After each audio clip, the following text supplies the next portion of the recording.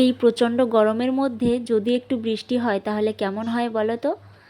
তো এই কদিন ধরে তো ভীষণ গরম দিচ্ছিল, তো আজকে কিন্তু হঠাৎই বৃষ্টিটা হলো। না, আগের দিয়েই কিন্তু খবরে বলেছিল যে বৃষ্টি হবে, কিন্তু আজকে যে হবে সেটা জানতাম না। তো হ্যালো বন্ধুরা, কেমন আছো সবাই? টুকিটাকি ব্লগে তোমাদের সবাইকে স্বাগত জানিয়ে শুরু করছি আমার আজকের ব্লগ। আর এখন বাজে সকাল 8টা। যেহেতু সকালে বৃষ্টি হয়েছে সেই কারণে দেরি করে ঘুম থেকে উঠেছি। আর আমি ঘুম থেকে উঠে কিন্তু বাইরে গেছিলাম। বাইরে মানে বাইরের থেকে সোজা এই ঘরে চলে এলাম, মানে আমাদের ঠাকুর ঘরে। এই ঘরে এসে দেখতে পেলে আমার মেয়ের খেলনাগুলো সব বিছানো রয়েছে। আর হচ্ছে তারপরে জানলাটা খুলে দিলাম। জানলাটা খুলে দেখো বাইরের দিকে আমাদের উঠোনে কিন্তু জল জমে রয়েছে, কারণ সকালবেলা ভীষণ বৃষ্টি হয়েছে আর সাথে একটু ঝড়ও হয়েছে। আর সকালবেলা বৃষ্টি হয়েছে জানি, খুব অন্ধকার করে এসেছিলো, তো আর উঠিনি, বৃষ্টি হচ্ছিলো বলে শুয়েছিলাম। তো তারপরে তোমরা দেখতে পাচ্ছ জানলা দিয়ে আমি তোমাদেরকে দেখাচ্ছি। দেখো বৃষ্টির পরে সব কিছু কেমন যেন পরিষ্কার লাগছে, চারিদিকে কেমন যেন পরিষ্কার লাগছে। আর আমাদের গাছগুলোও তো এরকম পরিষ্কার লাগছে। তো তারপরে আমি দরজাটা খুলে দিলাম, খুলে আমি চলে এলাম আমাদের বাইরে। গ্রিলটা তালা দেওয়া ছিল, তারপরে সেখানে এসে তালাটা খুলে দিলাম। খুলে দিয়ে দেখো এই যে আমার জুতোটা দেখতে পাচ্ছ। আমার জুতো ঠিক না, আমার জুতো হচ্ছে আমার দিদির মেয়ে রাশি নিয়ে গেছে, আর রাশির জুতোটা আমি পরে চলে এসেছিলাম সেদিন। তো জুতোটা দেখো এখানে একটা রয়েছে, আর ওই যে আমাদের মুরগির ঘরের সামনে একটা রয়েছে। তো দেখো উঠোনে কত পাতা জমেছিল, আর সেইগুলো হচ্ছে পরে ঝাড় দিয়ে দিয়েছে আমার বর। আর আমার মেয়ে দেখো ঠাকুর ঘরে লুকিয়ে লুকিয়ে ঠাকুর ঘরে চলে এসে হচ্ছে প্রসাদ ছিল, সেই প্রসাদ নিয়ে খাচ্ছে। বাতাসা ছিল আর কি, কদমা না কি বলে সেটা খাচ্ছিল। তো সামনে আয়নার সামনে এসে ও মুখ দেখে দেখে খাচ্ছিল কিভাবে খাচ্ছে সেটা। আর ওর পাপা হচ্ছে বারবার করে ওকে ঠাকুর ঘরে থেকে নিয়ে আসছিল, কারণ ও বারবারই ঠাকুর ঘরে চলে যাচ্ছিল। তো আজকে যেহেতু বৃষ্টি হয়েছে, তো সেই কারণে আমার বর বলছিল যে আজকে একটু তাহলে মাংস খাওয়া যাক, কারণ এই কয়দিন খুব গরম পড়েছিল। তো সেই কারণে খাওয়া দাওয়া আমাদের ঠিকমতো হচ্ছিল না, কারণ মাছও ঠিকমতো খেতে পাচ্ছিল না, খেতেই ইচ্ছে করছিল না, মানে ভাতই খেতে ইচ্ছে করছিল না। তো আমার বর এই যে মাংস আনতে যাচ্ছে, আর যাওয়ার পথে মুরগিটা ওই যে দেখতে পাচ্ছ আমাদের মুরগি, একটাই মুরগি রয়েছে, তো মুরগিটাকে ছেড়ে দিল। ছেড়ে দিয়ে তারপরে ও চলে গেল। আর আমি আর মাম্মাম কিন্তু জানলার এখানে বসে রয়েছি। মাম্মামকে কোলে করে নিয়ে বসে আছে, আর মাম্মাম ওই সেই বাতাসা খাচ্ছিল এখনও, আর বলছিল যে পাপা কোথায় গেল। তো আমি বললাম যে তুমি তো মাংস খাওয়ার কথা বলছিলে, সেই জন্য পাপা তোমার জন্য মাংস আনতে গেছে। আমার মেয়েও এই কয়দিন ধরে মাংস খাওয়ার কথা বলছিল, কিন্তু গরমের মধ্যে ওকে আর খাওয়ায়নি। তো ওর পাপা চলে যাওয়ার পরে আমি ওকে কোলে করে নিয়ে ঘরটা ঝাড় দিচ্ছিলাম, কারণ হচ্ছে আমার মেয়ে ঠান্ডা লেগেছে, তো আর কেমন খিটখিটে মেজাজের হয়ে গেছে, ও নিচে নামবে না, আমার কোলেই উঠে থাকবে। আর সকালবেলা ঘুম থেকে ওঠার পরে এমনিতেও বাচ্চারা মন মেজাজ একটু কেমন থাকে। তো আর নামিনি, ওকে কোলে করে নিয়েই আমি এই যে ঘরটা ঝাড় দিয়ে নিলাম। আর বললাম তো উঠোনটা আমার বর পরে ঝাড় দিয়ে দিয়েছিল। তো তারপরে চলে এলাম বিছানাটা তুলতে, কিন্তু বিছানা আমার মেয়ে তুলতে দেবে না, ও বলছিল যে ওখানে বসতে হবে ওর পাশে। তো আমি ওই যে ওর পাশে এসে বসে পড়লাম, বসে ওর সাথে অনেক গল্প করছিলাম। আর ও শুধু বারবার বলছিল পাপা কখন আসবে। আসলে ওর জ্বর হয়েছিল, তো জ্বর হওয়ার পর থেকে কোনো কিছুই ঠিকমতো খেতে পাচ্ছিল না, তো সেই কারণে ওর পাপা একবার বলেছিল মাংস খাবে মাম্মাম।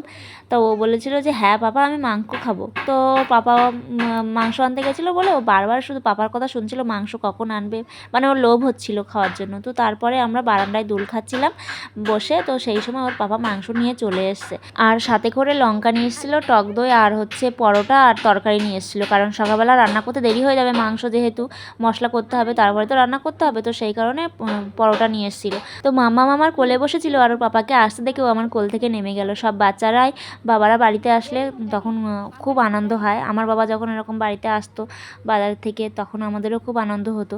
তো ওর পাপা এসে আগে ওই আগুনের ছ্যাঁকা দিয়ে নিল মাংস আর পরোটাতে, বাইরের থেকে নিয়ে এসছে।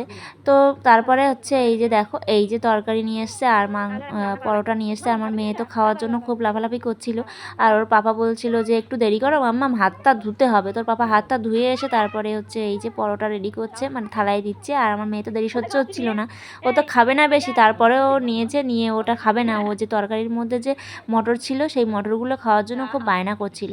তো এই যে দেখো তরকারি ঢালতে গিয়ে অর্ধেকটা ফেলে দিয়েছে। তারপরে আমরা পরোটা খেয়ে নিলাম। খাওয়ার পরে দেখো আমার বর চলে এসছে কলে, কারণ হচ্ছে আমি মেয়েকে নিয়েছিলাম, আর হচ্ছে ও চলে এসেছিলো কলে মাংসটা ধুয়ে রাখার জন্য। তো আমি বলছিলাম যে তুমি রেখে দিও, আমি হচ্ছে রান্না করবো, তো আমি সব করবো খানে। তো ওই যে দেখো একটা কাক এসে বসে আছে, মামার কোলে বসেছিল, আর কাকটা দেখছিল। তো তারপরে এই যে ও আসলো, এসে বললো যে আমি মাংসটা ম্যারিনেট করে রেখে দিই, তুমি রান্নাটা করো। তো এসে টক দই আর হচ্ছে একটু সর্ষের তেল আর একটু লবণ দিয়ে ম্যারিনেট করে রাখছে মশলাগুলো দেবে না এখন। তো ওই যে ম্যারিনেট করার সময় মেয়ে বলছিল যে হচ্ছে ও ওটার মধ্যে হলুদ দেবে, তো বায়না করছিল বলে আর চিল্লাচ্ছিল, তো সেই কারণে ওর বাবা বলছিল যে ঠিক আছে ওকে একটু দিতে দাও। তো আমি বললাম যে ঠিক আছে দিক। তো তারপরে এই যে আমি রান্না করতে চলে এলাম। রান্না করছি, রান্না করতে করতে তোমাদেরকে দাঁড়াও দেখাচ্ছি একটু পরে আমার মেয়ের অবস্থা, আমার মেয়ে কি করছে। তো এই যে আমি তরকারি রান্না করতে করতে ঢাকা দিয়ে আমি চলে গেলাম হচ্ছে, আমার মেয়ে দেখো ঠাকুর ঘরে বসে বসে কী করছে। ও যখনই ওকে ছেড়ে দেওয়া হয় ও সোজা ঠাকুর ঘরে আসবে, এসে হচ্ছে যে চন্দন আছে চন্দন নিয়ে সব ঠাকুরকে পরাবে আর ঠাকুরগুলো সব নিচে নামিয়ে রাখবে। তো আমি তো সকালবেলা স্নান করিনি, তো মেয়ে ওই সব নামিয়ে রেখেছে বলে ওর বাবা ওই দেখে স্নান করে এসেছে, স্নান করে তারপরে এই দেখো হচ্ছে ও সব গোছাচ্ছিল আর আমি এদিকে রান্নাটা করছিলাম। তো রান্না কিন্তু আমার হয়ে গেছে প্রায়। তো তারপরে দেখো এদিকে ওই সব জিনিসপত্র এক জায়গায় এক বালতিতে করে রেখে দিয়েছি আর ও নিয়ে খেলছে, ওই দেখতে পাচ্ছ। আর আমি দেখো এই যে ফোনটা নিয়ে ভিডিও করছি। তো ও খেলছে আর ওর পাপা ওইগুলো ঠাকুরঘর পরিষ্কার করে তারপরে যাবে হচ্ছে পুজো দিতে। তো ওই যে পুজো দেওয়া হয়ে গেছে, পুজো দেওয়ার পরে আমি বললাম যে ঠিক আছে তাহলে সোনাকে তো সকালবেলা খাইয়ে দিয়েছিলাম, তো তুমি এবার ভাত খেয়ে নাও। তো ও বললো যে ঠিক আছে তাহলে আমাকে ভাত দিয়ে দাও, এখন কিন্তু 12টা বেজে গেছে প্রায়।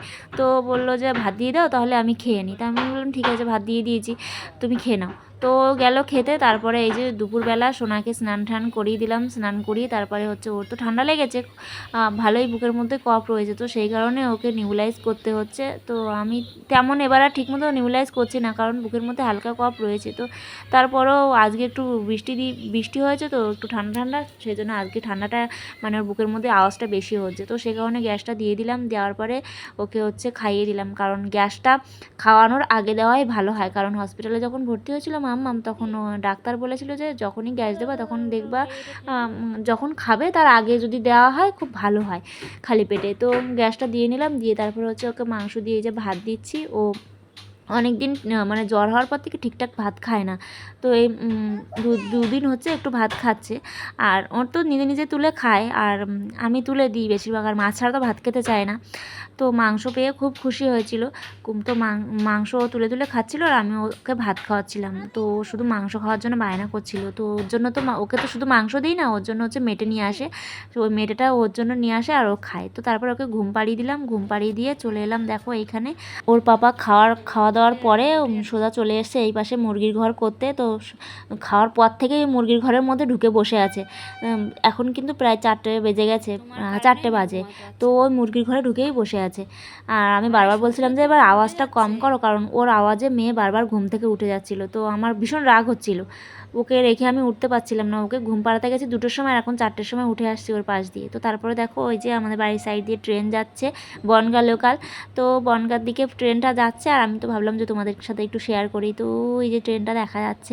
তো তারপরে ওর পাপার সাথে আমার একটু রাগারাগি হচ্ছিল, কারণ আমি বারবার বলছিলাম যে এইবার বন্ধ করো, 4টে বেজে গেছে। তো আমার কথা শুনছিল না, বললো যে যদি এখন যদি না করি কালকে থেকে তো আবার কাজে যেতে হবে, তো আমি তো কখন আর করবো। তো আমার খুব রাগ হচ্ছিল, তো বারবার বলছিলাম, বলার পরে ও বলছিল যে ঠিক আছে তাহলে তুমি যাও, আমি যাচ্ছি।